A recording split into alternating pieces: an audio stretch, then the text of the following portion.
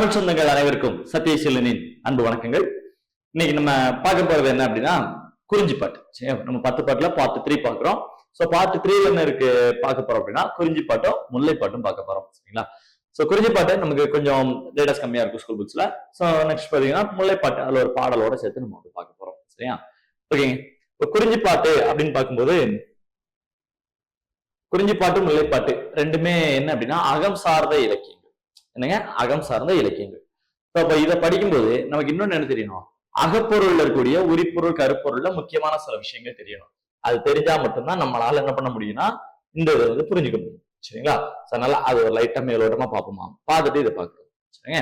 அதாவது அகம்புறத்துல என்ன சொல்றாங்க, அன்பின் வெளிப்பாடு, தலைவன் தலைவி கடையில் அன்பின் வெளிப்பாடு இருக்கு இல்லையா? அதைத்தான் அகத்திலையும் புறத்திலையும் சொல்லியிருக்காங்க.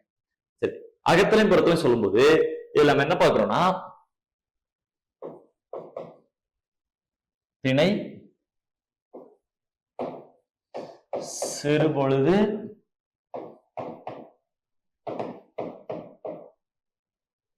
பெரும்பொழுது. சரிங்க? அதாவது சிறுபொழுது அப்படின்னு சொல்லும்போது நமக்கு வந்து பாத்தீங்கன்னா சிறுபொழுது அப்படின்றது ஒரு நாளை 6ஆ பிரிக்கிறது. 24 மணி நேரத்தை 4 hours அப்படின்னு வச்சு 6ஆ டிவைட் பண்றது. சரிங்களா?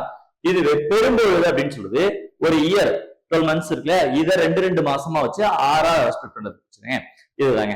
இப்ப சிறுபொழுதுனா ஒரு நாள் 24 மணி நேரத்தை 6ஆ பிரிப்போம். இதுல பெரும்பொழுது அப்படிங்கிறது நம்ம வந்து ஒரு வருஷத்தை 6ஆ பிரிப்போம் இல்லையா? ஓகே, நம்ம இதுல பார்த்து போலாங்க. சிறுபொழுதை பொறுத்த வரைக்கும் காலை, நண்பகல், ஏற்பாடு, மாலை, யாமம், வைகறை அப்படின்னு சொல்லி பிரிச்சிருப்போம். இதுவே நம்ம பெரும்பொழுதா இருந்தா கார்காலம், குளிர்காலம், முன்பனி, பின்பனி, இளவேனில், முதுவேனில் அப்படின்னு சொல்லிட்டு நம்ம வந்து பிரிச்சிருப்போம் இல்லையா? சரி, இப்போ எந்த திணைக்கு எந்த சிறுபொழுது எந்த பெரும்பொழுது அப்படின்னு தான் இதுல ஃபர்ஸ்ட் பார்க்க போறோம். 5 திணை எழுதிருமா? குறிஞ்சி, முல்லை, மருதம், நெய்தல், பாலை. குறிஞ்சியோட சிறுபொழுது என்னங்க அப்படின்னு கேட்டா மாலை. சரி, யாமம். குறிஞ்சிக்கு வந்து யாமம். யாமம்னா நைட்டு 10 மணில இருந்து 2 மணி வரைக்கும். சரிங்க? நைட்டு 10 மணில இருந்து 2 மணி வரைக்கும் இருக்கக்கூடியது. ஓகேவா? அடுத்துங்க முல்லை அப்படின்னு சொன்னா மாலை. சரியா? மாலைங்கிறது நமக்கு வந்து ஈவினிங் 6 மணில இருந்து 10 மணி வரைக்கும். சரியா? மருதம் இவங்களுக்கு வந்து வைகறை. இது காலையில 2 மணில இருந்து காலையில 6 மணி வரைக்கும். ஒவ்வொன்றுமே 4 hours இருக்கும். நெய்தல், ஏற்பாடுனா சூரியன் மறையிற நேரம்னு பேரு. எல் கூட்டல் பாடு சூரியன் மறையிற நேரம். இது வந்து 2 PM இருந்து 6 PM வரைக்கும். அடுத்து பாலை, நண்பகல். இது காலையிலங்க 10 AM to 2 PM. இதுல ஒன்னே ஒன்று மட்டும் மிஸ் ஆயிருக்கும். எது அப்படின்னு பாத்தீங்கன்னா காலை மட்டும் மிஸ் ஆகும். சரி, காலை வந்து எதுக்குமே வராது. 6 மணில இருந்து 10 மணி வரைக்கும். சரியா? ஓகே, அன்பு வெளிப்படக்கூடிய நேரங்கள் அப்படின்னு வந்து இதுல சொல்றோம். பெரும்பொழுது அப்படின்னு பார்த்தா குறிஞ்சி நிலத்துக்கு வந்து குளிர்காலமும் முன்பனி காலமும். குளிர்காலமும் முன்பனி காலமும். முல்லைக்கு அப்படின்னு பார்த்தா கார்காலம், மழைக்காலம். மருதம் அப்படின்னு பார்க்கும்போது 6 பெரும்பொழுதுகளும் வந்துருங்க. 6 பெரும்பொழுதுகள் இருக்கும். நெய்தல் அப்படின்னு பார்த்தாலும் 6 பெரும்பொழுதுகள் இருக்கும். அடுத்து பாலை அப்படின்னா பின்பனி,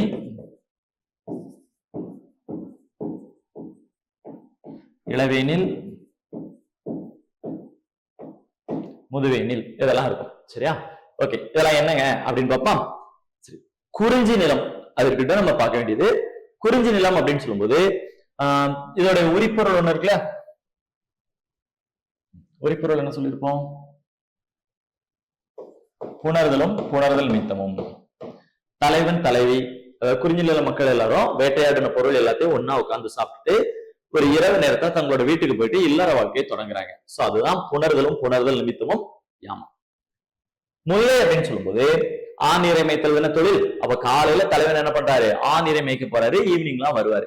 அப்படி ஈவினிங் வரக்கூடிய மாலை நேரத்துல தலைவன் வர்றதுக்காக தலைவி காத்து இருப்பாங்க. இப்பங்க காத்து இருத்தல், அதான் இருத்தலும் இருத்தல் நிமித்தமும் அப்படின்னு படிப்போம்.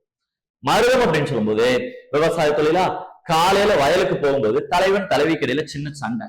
அப்ப என்ன பண்றாங்க, சமாதானப்படுத்துறாங்க. சண்டை போட்டு சமாதானம் ஆகிறது, ஊடலும் ஊடல் நிமித்தமும். அடுத்து நெய்தல். நெய்தெல்லாம் மீன் பிடிக்கிறதா, எப்பவுமே மீன் பிடிச்சிட்டு காலையிலேயே வந்துருவாங்க. ஆனா இன்னைக்கு சூரியன் மறைகிற நேரம் வந்துருச்சு.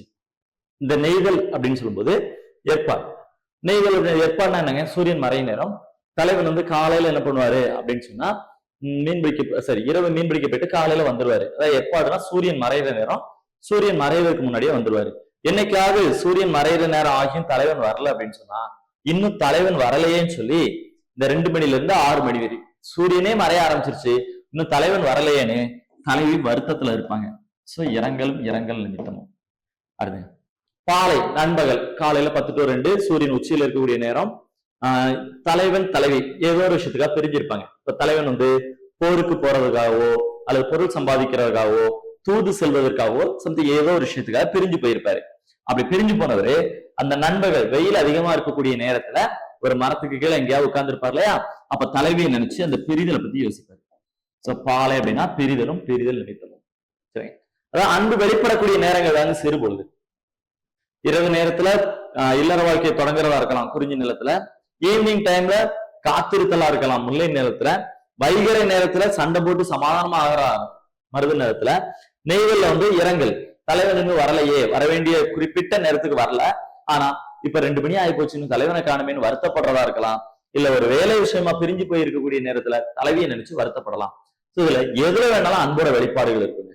அதனாலதான் இது வந்து அன்பின் ஐந்தனைகள் அப்படின்னு சொல்லியிருக்கோம். சோ அன்பு வெளிப்படக்கூடிய பொழுதுகள் தான் சிறுபொழுது பெரும்பொழுது அப்படின்னு வந்து வச்சிருக்கோம். சோ இதை வச்சுதான் நமக்கு குறிஞ்சிப்பாட்டு முல்லைப்பாட்டு ரெண்டுமே இருக்கும். இது இலக்கணத்துல படிச்சிருப்போம், நம்ம ஷார்ட்டா தான் பார்த்திருக்கிறோம். குறிஞ்சிப்பாட்டு பார்ப்போமா. குறிஞ்சிப்பாட்டு அப்படின்னு சொன்னாலே பாடினது யாரு, நமக்கு கபிலர் தான். சரி, குறிஞ்சிக்கு ஓர் கபிலர் அப்படின்னு படிப்போம் இல்லையா, குறிஞ்சி கபிலர், அப்படி இல்லைன்னா குறிஞ்சிக்கு ஓர் கபிலர் அப்படின்னு ஒரு பேரே உண்டு இல்லையா. சரி, இப்ப இதுல பாட்டுரை தலைவன் உண்டா அப்படின்னா கிடையாது. இவரை பத்தி தான் பாடினேன் அப்படின்னு கிடையாது. சரியா, ஆனா என்ன, ஆரிய மன்னன் பிருகதத்தன் அப்படின்னு ஒருத்தர் இருந்தாரு. ஆரிய மன்னன் பிருகதத்தன், அவருக்கு தமிழுடைய சிறப்பை சொல்றதுக்காக பாடுனா என்ன. சரிங்க, அவரை பத்தி பாடிருக்கீங்க, ஆனா அவர் பாட்டுடைய தலைவன் கிடையாது. பொதுவாகவே அகநூல்கள் அப்படின்னு சொல்லும்போது அவர் பாட்டுடைய தலைவன் இருப்பாங்கன்னா இருக்க மாட்டாங்க. சரிங்க, அகத்துல வந்து பாட்டுடைய தலைவன் இருக்க, தலைவன் தலைவி இருப்பாங்க, அவங்க பேரை சொல்லாம பாடணும், அதுதான் அகத்திணை. சரிங்க, ஓகே. அப்போ இதுல பாடல் அடியளவு குறிஞ்சிப்பாட்டுல மொத்தம் எத்தனை வரிகள் இருக்குன்னா 261. பாவகை நம்ம எப்பவுமே சொன்னதான் இது ஆசிரிய பாலம். சரியா, பாவகை நமக்கு ஆசிரிய பாலம். வேறு பேரு வந்து பெருங்குறிஞ்சி, காப்பிய பாட்டு, களவியல் பாட்டுங்க. சரியா, வந்து களவியல் பாட்டு. ஓகேவா, பெருங்குறிஞ்சி, காப்பிய பாட்டு, களவியல் பாட்டு. ஏன்னா குறிஞ்சியை பொறுத்த வரைக்கும்னா சரி, காதல் இல்லற வாழ்க்கையை பொறுத்த வரைக்கும் களவு கற்புன்னு 2 சொல்லுவோம். களவுன்னா என்னன்னா பிஃபோர் மேரேஜ். சரிங்க, திருமணத்திற்கு முந்தைய ஒரு அன்பு செலுத்தல், தலைவன் தலைவிக்கு இடையில இருக்கக்கூடிய அந்த லவ் தான் என்னது களவுன்னு சொல்லுவோம். கற்புன்னு சொல்றது ஆஃப்டர் மேரேஜ். சரிங்க, சோ அதான் களவு கற்பு.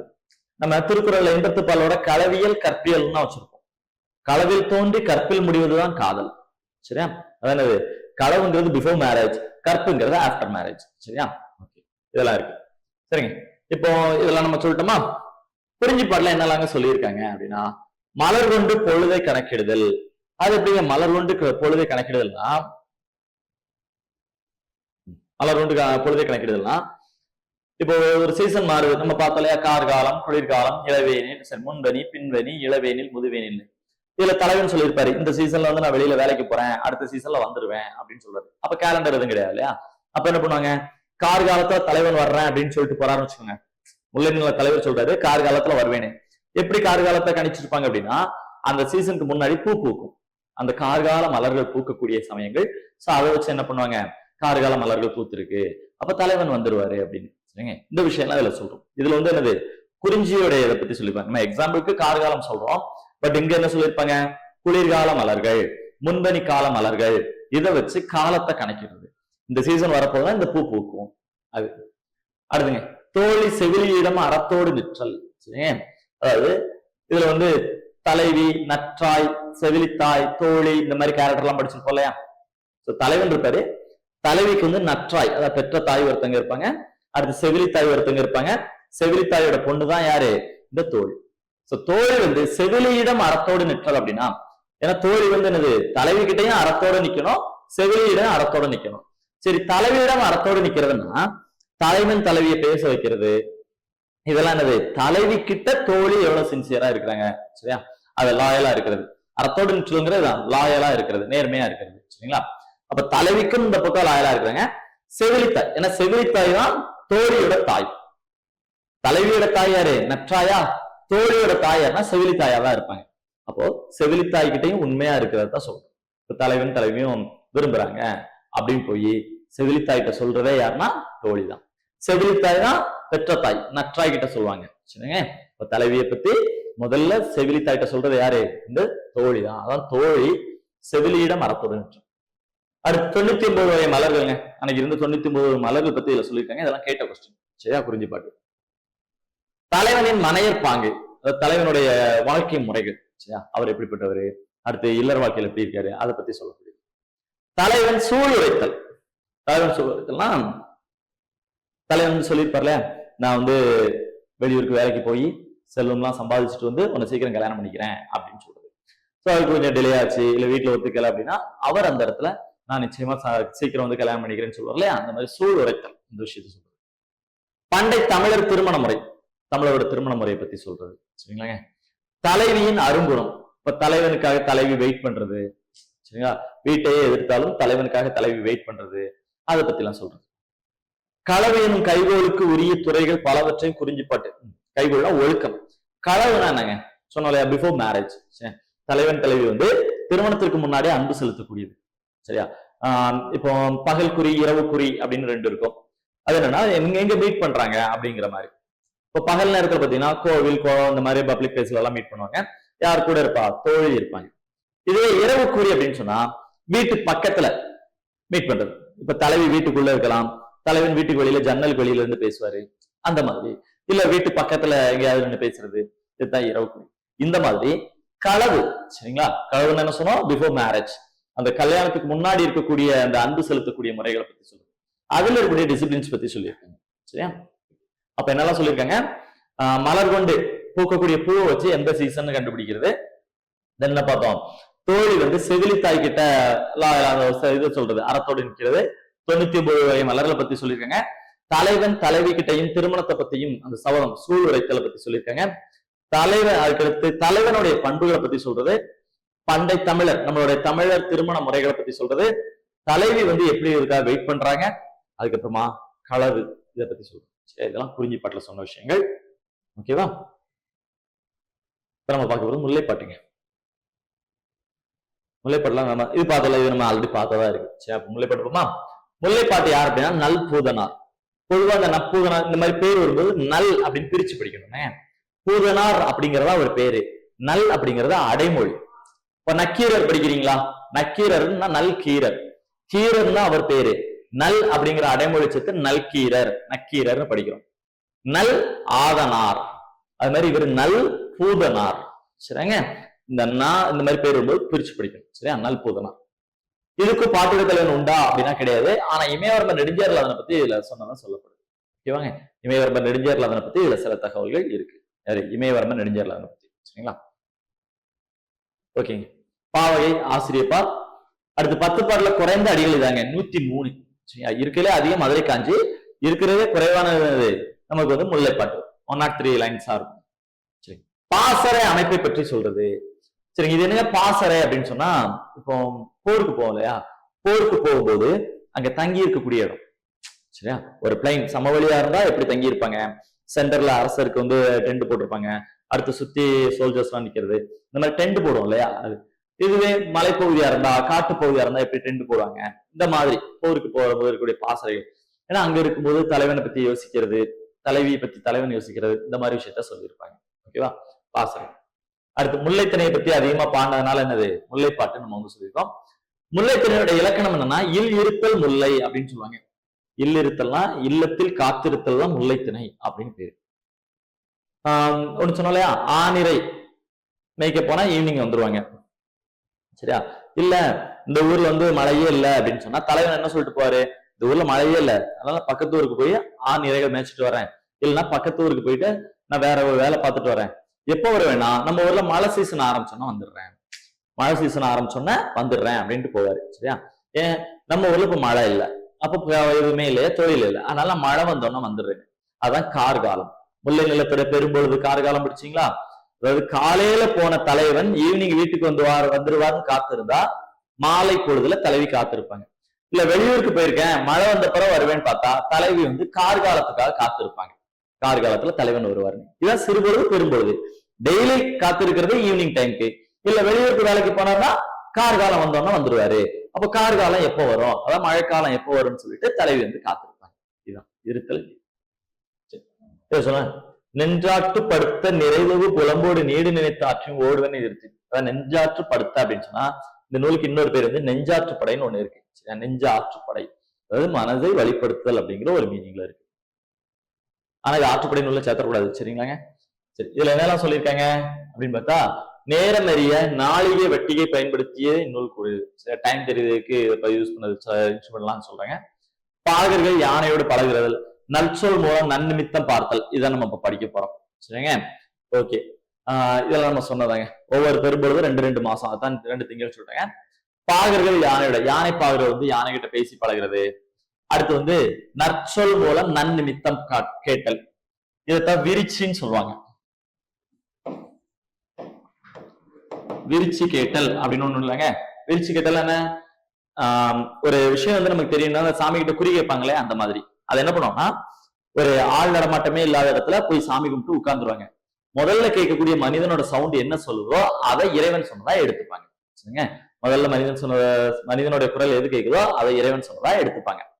இப்போ தலைவன் எப்போ வருவாரு அப்படின்னு தெரியலன்னா தலைவி ஒரு கோயில்ல போய் உட்கார்ந்து இருப்பாங்க. அப்ப அங்க கேட்கக்கூடிய முதல் மனிதனுடைய குரலை என்னவா எடுத்துப்பாங்க, இறைவன் சொன்னதா எடுத்துப்பாங்க. இல்ல போருக்கு போகக்கூடிய தலைவன் போருக்கு போகலாமா வேண்டாமான்னு தளபதி நினைக்கிறாருன்னு வச்சுக்கோங்களேன். இப்ப போர் தொடுக்கலாமா வேண்டாமான்னா ஊருக்குள்ள நடு இரவுல கொண்டு போய் தளபதியை தனியா விட்டு வந்துருவாங்க. அப்ப தளபதி கமாண்டர் நிற்கும் போது முதல்ல கேட்கக்கூடிய சொல் இப்ப நல்ல சொல்லா இருந்தா சரி ஓகே போருக்கு போலான்னு போவாங்க, இல்லைன்னா போருக்கு போக மாட்டாங்க. சரியா? இதுதாங்க. இதைத்தான் விரிச்சி கேட்டல் அப்படின்னு வந்து நம்ம சொல்றது. விரிச்சி கேட்டல் அகத்திலையும் கேட்போம் புறத்திலையும் கேட்போம். அதுதான் நன்னிமித்தம்னு சொல்லியிருக்காங்க. அதை நம்ம டீட்டெயிலா கீழே பார்க்க போறோம். இங்க ஒரு பாட்டு இருக்காங்க. இந்த பாட்டு என்னன்னா, தலைவன் வந்து வெளியூருக்கு வேலைக்கு போயிருக்காரு. சரியா? தலைவன் வெளியூருக்கு வேலைக்கு போயிருக்காரு. எப்போ வருவாருன்னு தெரியல. உடனே தலைவி வருத்தத்தோட இருக்காங்க, என்னுடைய கணவன் இப்படி வெளியூருக்கு வேலைக்கு போனாரு, இன்னும் வரலையே, எப்ப வருவாரு அப்படின்னு கேக்குறாங்க. கேட்டோன்னே அந்த ஊர்ல பாட்டி மாதிரிலாம் இருப்பாங்க இல்லையா, வாங்க போய் விரிச்சு கேட்போம் அப்படின்னு கிளம்பி போறாங்க. எப்படி விரிச்சு கேட்கிறாங்க? விரிச்சு கேட்டல்னா நற்சொல் கேட்டல். இறைவன் கிட்ட ஒரு நல்ல சொல் கேட்க போறாங்க. எப்படி போறான்னு பாப்பா. நனந்தரை உலகம் வளையி நேமியோடு வலம்புரி குறித்த நம் ஆதாங்கு தடக்கை நீர் செல நிமிர்ந்த மால் போல பாடியிமிழ் பனிக்கடல் பருகி வலம் ஏது கோடு கொண்டு எழுந்த கொடுஞ்செலவு எழிலி பெரும்பெயர் பொழிந்த சிறுபுன் மாலை கருங்கடி மூதூர் மருங்கில் போகி யாழி செய்யின வண்டு ஆர்ப்ப நெல்லோடு நாளி கொண்ட நரிவி முல்லை அரும்பு அவிழ் அலறி தூய் கைதொழுது பெருமுது பெண்டில் விரிச்சு நிற்ப சிறுதாம்பு கொடுத்த பசலை கன்றின் உருதுயர் அலமரல் நோக்கிய ஆய்மகள் நடுங்கு சுவலசைத்த கையில் கைய கொடுங்கோல் கோவலர் பின்னின்று குய்த்தர இன்னே வருகிறர் தாயர் என்போல் நன்னர் நன்மொழி கேட்டனம். 17 வரி இருக்கு பாப்பாங்க. சரி, பாருங்க. நனந்தரை உலகம் வளையி. சரிங்க? இந்த உலகத்தையே வளைச்சு இருக்கிற மாதிரி எது இருக்கு அப்படின்னா, இந்த உலகத்தையே சூழ்ந்தது மாதிரி மேகங்கள் இருக்கான். சோ அந்த மேகங்கள் எப்படி இருக்கு பாருங்க. நேமியோடு வலம்புரி குறித்த, நேமினா என்ன? நேமி. சரிங்க? நேமி அப்படிங்கிறது சக்கரம், வலம்புரினா சங்கு. சங்கையும் சக்கரத்தையும் கையில வச்சிருக்கக்கூடியவர் தடக்கையான். தடக்கையானா நீண்ட கைகளை உடையவன் யாரு? நீச்சல நிமிர்ந்த மால் போல. மால்னா யாரு? திருமால். சரியா? என்ன சொல்றாங்க? சக்கரத்தையும் கையில சங்கையும் வச்சு நீண்ட கைகளோட இருக்கக்கூடிய திருமால் போல, திருமால் போல பாடியுமிழ் பனிக்கடல் வருகி. பாடியுமிழ் பனிக்கடல் பருகி, அதாவது கடல்ல இருந்து தண்ணியை எடுத்து வலன் ஏர்வு வலதுபுறமா திரும்பி. நம்ம ஏற்கனவே சொன்னோம், கோரியாலிஸ் எஃபெக்ட்னு ஒன்று படிச்சிருப்போம் இல்லையா? நார்தர்ன் ஹெமிஸ்பியர்ல காத்து என்ன பக்கம் திரும்பும்? கிளாக் வைஸ்ல திரும்பும், வலதுபுறமா திரும்பும். நம்ம படிச்சோம் இல்லையா? அதாங்க. சோ நம்ம ஏரியால வந்து காத்து வலது பக்கமா திரும்புது. கோரியாலிஸ் எஃபெக்ட் உள்ள இருக்கு பத்தியா? புத வலன் நேர்புனா வலன் வந்து அப்படின்னு சொல்லுவாங்க. சோ அதுவும் உண்டு.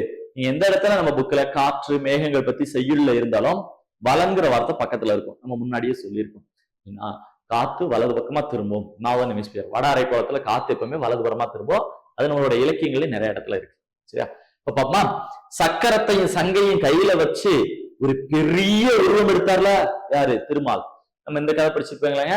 மாவலி சக்கரவர்த்தி கிட்ட போயிட்டு திருமால் என்ன கேட்கிறாரு? மாவலி சக்கரவர்த்தி போயிட்டு திருமால் கேட்பார்ல, எனக்கு வந்து ஒரு 3 அடி நிலம் மட்டும் கொடுங்க அப்படின்னு சொல்லுவார்லங்க. முதல் அடியில இதுல சொல்லையா, மண் உலகத்தையும் விண்ணுலகத்தையும் பாதாள உலகத்தெல்லாம் அளந்ததுக்கு அப்புறமா 4வது அடியை எடுத்து வைக்க இடம் இருக்காது. அப்ப மாவலி சக்கரவர்த்திட்ட கேட்பாரா, அடுத்த அடி எங்க வைக்க அப்படின்னு சொன்னோன்னா, பெரிய உருவமா எடுத்து அந்த மண்ணுலகம் விண்ணுலகம் பாதாள உலகத்தெல்லாம் மிதிச்சு அடுத்து என்ன பண்ணிருப்பாரு? மாவலி சக்கரவர்த்தியோட தலையிலேயே கால் வச்சிருப்பார் இல்லையா? இப்போ கையில சங்கையும் சக்கரத்தையும் வச்சு மாவலி சக்கரவர்த்தியோடைய ஆணவத்தை அழிக்கிறதுக்காக பெரிய உருவம் எடுத்தாரா? திருவோண பண்டிகை கேரளால கொண்டாடுவாங்கல்ல, அது மாதிரி பெரிய உருவம் எடுத்தாரு பாருங்க. அது மாதிரி இந்த மேகம் என்ன பண்ணுது அப்படின்னா, சொல்லுங்க, மேகம் என்ன பண்ணுதான்? பனிக்கடல், அதாவது குளிர்ந்த கடல்ல இருந்து நீரை பருகி, குளிர்ந்த கடல்ல இருந்து தண்ணியை எடுத்து உலகத்தையே சூழ்ந்த மாதிரி பெரிய உருவம் எடுத்திருக்கலாம். பெரிய உருவம் எடுத்த மேகம் சொல்லிடலாம். ஆனா முல்லை நிலத்தோட தெய்வம் யாரு? திருமால். திருமாலே உள்ள கொண்டு வந்திருக்காங்க பாருங்க, சூப்பரா. சரிங்க, அதாவது மேகம் எப்படி பெரிய உருவம் எடுத்துச்சுன்னு காட்டும் போது திருமாலே அழகா கொண்டு வந்திருக்காங்க. சரிங்க, இப்ப சொல்றாங்க, சங்கையும் சக்கரத்தையும் கையில் ஏந்தி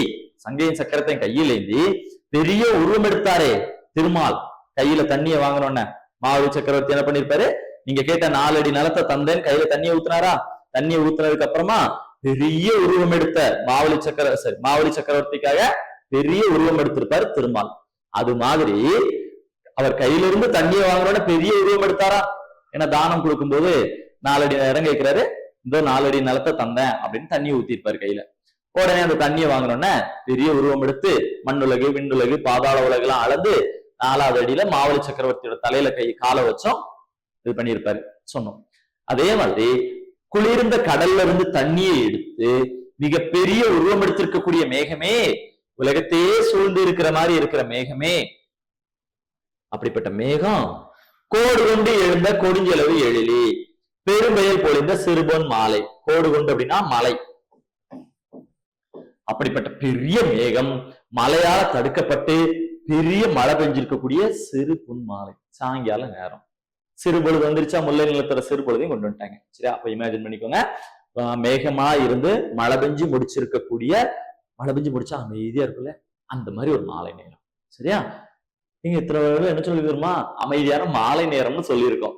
விரிச்சு கேட்க போறாங்க, இறைவன் கிட்ட நல் சொல் கேட்க போறாங்க. அந்த ஒரு அமைதியான மாலை நேரத்தை இவ்வளவு நேரம் பார்த்திருக்கீங்க. சரிங்க, ஓகே. கோடு கொண்டு எழுந்த, அதாவது மலையில மோதி, ஏன்னா காத்து வந்து மலையில மோதும் போது மேகமும் மோதி மழை பெய்யலே. அதாங்க கோடு கொண்டு எழுந்து கொடுஞ்செலவு எழிலி பெரும்பெயல், பெரும் மழை பெஞ்சிருக்கக்கூடிய அழகான மாலை நேரத்துல, சரிங்க, அழகான மாலை நேரத்துல அருங்கடி மூதூர் அப்படின்னா காவல், பெரிய காவல் இருக்கக்கூடிய மூதூர், பழைய ஊர். சரி, அது தெரியல, மூதூர்னு தெரியும், பழமையான ஊர். மருங்கில் போயினா ஊருக்கு வெளிப்பக்கமா போறாங்க. சரிங்க, ஓகே. இதுல வந்து பாத்தீங்கன்னா இப்ப என்ன சொல்லியிருக்கோம், இந்த இப்படி பழமையான ஊரு, நல்ல பாதுகாப்பான ஊர் இருக்கு இல்லையா? சோ அந்த பாதுகாப்பான பழமையான ஊருடைய மருங்கில் வெளிப்பக்கமா போய் இப்போ அங்க விரிச்சு கேட்க போறாங்க. அங்க எப்படி அமைதியா இருக்குன்னு பாருங்க. யாழ் இசை இன வண்டு ஆர்ப்ப, அங்க வண்டோட சத்தம் மட்டும்தான் கேக்குது. அந்த வண்டோட சத்தம் எப்படி இருக்குன்னா யாழோட இசை மாதிரி இனிமையான, இனிமையான வண்டோட சத்தம் மட்டும்தான் இருக்கு. அங்க என்னெல்லாம் கொண்டு போறாங்க இறைவனை படைக்க? ஏன்னா தமிழ் கலாச்சாரப்படி இறைவனையோ தலைவனையோ பார்க்க போகும்போது, இறைவன் தலைவன் ஆசிரியர் 3 பேரையும் பார்க்க போகும்போது வெறுங்கையோட போக கூடாது. சரிங்க, ஓகே. அப்ப நெல்லோடு நாளி கொண்ட, நாளி தெரியலங்க, நம்ம உலக்கு பக்கா மரக்காலாம் சொல்லுவாங்கல்ல, அது மாதிரி பித்தளையில செஞ்சிருப்பாங்க, அரிசி எல்லாம் அழைக்கக்கூடிய. சோ அதுல நாளி, அந்த பித்தளை நாளில நெல் வச்சிருக்காங்க. சரி, கொண்டு வச்சாச்சு சாமிக்கு முன்னாடி. நறுவி முல்லை அரும்பு அவில் அலறி தூய், அதாவது தூயினா தூவி அப்படின்னு அர்த்தம். நறுவி முல்லை, நறுமணமிக்க முல்லை மலர் விரிஞ்சு இருக்கு, அத இறைவனுக்கு தூவி கை தொழுது வணங்கி பெருமுடு பெண்டீர் வயதான பெண்கள் விரிச்சு நிற்ப நல்ல சொல்லி இறைவா அப்படின்னு காத்திருக்காங்க. சரிங்க, இப்ப பார்த்தோம் அழகான மழை பெஞ்சிருக்கூடிய மாலை நேரம். அங்க யாழோடைய சத்தம் மாதிரி வண்டோடைய சத்தம் மட்டும்தான் கேக்குது. அங்க இறைவன் முன்னாடி நெல்லு கொண்டு வந்து வச்சிருக்கோம். அடுத்து முல்லைப்பூவை அள்ளி தூவி இருக்கோம். இறைவன் முன்னாடி வயதான பெண்கள் எல்லாம் கை தொழுது நின்று இறைவா நல்ல சொல்லு அப்படின்னு சொல்லி விரிச்சு நிற்ப இப்படி நிக்கிறாங்க. இப்ப இந்த காட்டுக்குள்ள நிக்கிறாங்க, ஊருக்கு வெளிப்பக்கம். இங்க கேட்கக்கூடிய முதல் மனிதனின் சத்தத்தை தான் நாம விரிச்சு அடிப்போம். நல்லது கேக்குதா கெட்டது கேக்குதா?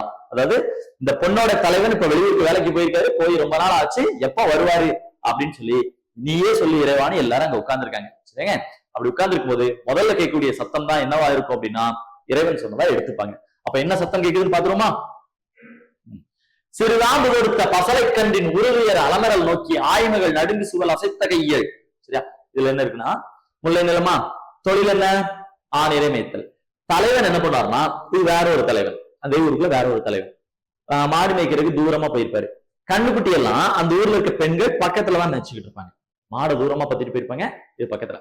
அப்படி இருக்கும்போது சிறுதாம்பு தொடுத்த, சிறுதாம்புனா சிறு கயிறு, இவங்க விரிச்சு கேட்கக்கூடிய இடத்துல, சரியா, விரிச்சு கேட்கறது பக்கத்துல ஒரு பொண்ணு என்ன பண்ணிட்டு இருக்காங்களா, சின்ன கண்ணுக்குட்டியை வச்சிட்டு இருக்காங்க. பசலை கன்று அப்படின்னா கண்ணுக்குட்டி. சரிங்க, அப்போ சின்ன கயர்ல கட்டின ஒரு கண்ணுக்குட்டிய அங்க மேய்ச்சிட்டு இருக்காங்க. அந்த கண்ணுக்குட்டி எல்லாம் சாயங்காலம் ஆனோடனே எங்க அம்மா தாய் பசுலாம் எப்ப வரும் போன வழியே பாத்துக்கிட்டே இருக்குது. சரியா, அப்படி பாத்துக்கிட்டு இருக்கும்போது அந்த கண்ணுக்குட்டியை மேய்ச்சிட்டு இருக்க பொண்ணு இருக்காங்க இல்லையா, அவங்க என்ன சொல்றான்னு பாருங்க. ஒரு துயர், அந்த கண்ணுக்குட்டியோட துன்பத்தை பார்த்து, கண்ணுக்குட்டி எல்லாம் என்ன பண்ணுவா, தன்னுடைய தாய் பசு எப்போ வரும்னு காத்துக்கிட்டு இருக்குது. இந்த கஷ்டத்தை பார்த்த உடனே அந்த தலைவி என்ன சொல்றாங்க பாருங்க, அந்த மாடு மேய்க்கக்கூடிய தலைவி, மாடு மேய்க்கக்கூடிய தலைவி. இங்க ஒரு குரூப் இறைவன் என்ன சொல்றாரு, கோவில்ல காத்து இருக்காங்க. சரியா, அவங்க தனியா வச்சுக்கோங்க.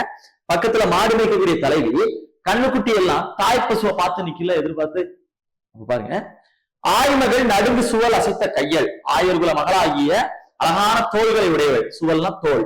சரியா, கைய கொடுங்கோல் கோவலர் பின்னின்று உயித்தர இன்னே வருகிற தாயர். கொடுங்கோல்னா வளைந்த கோல், கையில வளைந்த கோல்கள், இந்த திரட்டிக்கம் வச்சிருப்பாங்க இல்லைங்க, சொல்றாங்க. வளைந்த கோள்களை கையில வச்சிருக்கக்கூடிய பெரிய கொம்பு வச்சிருப்பாங்க. தலைவன் வரும்போது பின்னாடி அவங்க தாய் பசுவும் வந்துடும் அப்படின்னு சொல்றாங்க. அவங்க விரிச்சுக்கிட்டு அங்க இருக்கிறாங்க. இறைவனே நீ சொல்லு, எனக்கு நல்ல சொல் வேணும்னு. இங்க இந்த கண்ணுக்குட்டியை மேய்ச்சிட்டு கூடிய பொண்ணு என்ன சொல்றாங்க, கண்ணுக்குட்டி கிட்ட, கண்ணுக்குட்டியே கவலைப்படாத, இப்போ தலைவன் அங்க இருந்து வருவாரு, வந்த உடனே பின்னாடியும் உன்னோட தாய் பசு வரும், கவலைப்படாத. அப்ப இதையே நல் செய்தியா எடுத்துக்கிட்டாங்க. சரிங்க, இவ்வளவுதாங்க. அப்ப இந்த கேள்வி கேட்டோன்னா சரி தலைவன் சீக்கிரம் வந்துருவாருன்னு சொல்லிட்டு இந்த வயதான பெண்கள் எல்லாம் வீட்டுக்கு போயிட்டாங்க. சரியா, இதுல நிறைய விஷயம் சூப்பரா சொல்லியிருப்பாங்க. இந்த பாட்டை நம்ம இது நாள் வரைக்கும் பார்த்த பாட்டை ரொம்ப டீப்பா பார்த்திருப்போம். ரொம்ப அழகான ஒரு பாட்டுங்க. முல்லை நிலத்தோட தெய்வம் திருமால சொன்னாங்க. முல்லை நிலத்தோடைய பெரும்பொழுது கார்காலத்தையும் இது உள்ள சொல்லியிருப்பாங்க. அது மாதிரி சாயங்கால நேரத்துலதான் அவங்க போறாங்க. முல்லை நிலத்தோட சிறுபொழுது அதுலயும் பாருங்க, கண்ணுக்குட்டி தாய் பசுவுக்காக காத்திருக்குது. மாடு மேய்க்கக்கூடிய தலைவி, அதை கண்ணுக்குட்டியை மேய்ச்சிட்டு இருக்கக்கூடிய தலைவி அந்த மாடு மேய்க்கக்கூடிய தலைவனுக்காக வெயிட் பண்ணிக்கிட்டு இருக்காங்க. இன்னொரு பக்கம் விரிச்சு கேட்க வந்தவங்க வெளியூருக்கு போனவங்களை பார்த்து வெயிட் பண்ணிட்டு இருக்காங்க. இப்ப இங்க கண்ணுக்குட்டி மேய்க்கிற தலைவியை பாருங்களேன், ஈவினிங் டைமா தலைவன் எப்ப வருவாரு அப்படின்னு காத்திருக்காங்க. சரியா, அந்த பக்கத்தை அந்த தலைவியை பாருங்க, மழைக்காலம் இன்டெரக்டா காமிச்சாங்களா, கார்காலம் வந்துருச்சு, இன்னும் என் தலைவன் வரலைன்னு அந்த தலைவி காத்திருக்கிறாங்க. ஒரு பாட்டுல ஒட்டுமொத்த கருப்பொருளையும் காட்ட முடியும்னா முல்லை பாட்டுல தான் முடியும். சரிங்க, ஒரு கிளாஸ் பார்த்திருக்கோம். இது ஜஸ்ட் ரிவிஷன் பண்ணி சொல்லிடுறேன் பாருங்க. அவங்க சொல்றாங்க, கையில சங்கையும் சக்கரத்தையும் வைத்து மாவல் சக்கரவர்த்தி கையில தண்ணியை வாங்கணும்னு பெரிய உருவம் எடுத்த திருமால் போல கடல்ல இருந்து தண்ணியை எடுத்து பெரிய உருவம் எடுத்திருக்க மேகம் மழை பெஞ்சிருக்கக்கூடிய இந்த அழகான மாலை நேரத்துல பழமையான ஊரு, காவல் மிக்க ஊர்ல நாங்க ஊருக்கு வெளியில போயிட்டு என்ன பண்ண போறோம், விரிச்சு கேட்க போறோம். அங்க வண்டோட சவுண்டு மட்டும்தான் இருக்கு, வேற எந்த ஒரு சத்தமும் இல்ல. அங்க நெல்லு கொண்டு இறைவனுக்கு வச்சிருக்கோம், முல்லை மலர்களை தூவி கை தொழுது வயதான பெண்கள் எல்லாம் எனக்கு நல்ல சொல் இறைவா அப்படின்னு நிக்கும் போது பக்கத்துல கண்ணுக்குட்டியை மேய்ச்சிக்கிட்டு இருக்கக்கூடிய ஒரு தலைவி என்ன சொல்றாங்கன்னா, கண்ணுக்குட்டிகளே கவலைப்படாதீங்க, இப்பொழுது என்னோட தலைவன் வருவாரு, வரும்போது உங்களுடைய தாய் பசுக்களையும் கொண்டு வருவாரு அப்படின்னு, உங்களோட தாய் பசு சீக்கிரம் வந்துடும் அப்படின்னு சொல்லியிருப்பாங்க. சோ இதே நல்ல சொல்லா எடுத்துக்கிட்டு எல்லாரும் வீட்டுக்கு போயிட்டாங்க. சரிங்களா, சோ இன்னைக்கு பார்த்துப்போம் குறிஞ்சி பாட்டு முல்லை பாட்டு. சரிங்க, சோ இன்னைக்கு உங்களுக்கு யூஸ்ஃபுல்லா இருந்திருக்கோம் அப்படின்னு நம்ம அடுத்த கிளாஸ்ல மறுபடியும் சந்திக்கும். நன்றி, வணக்கம்.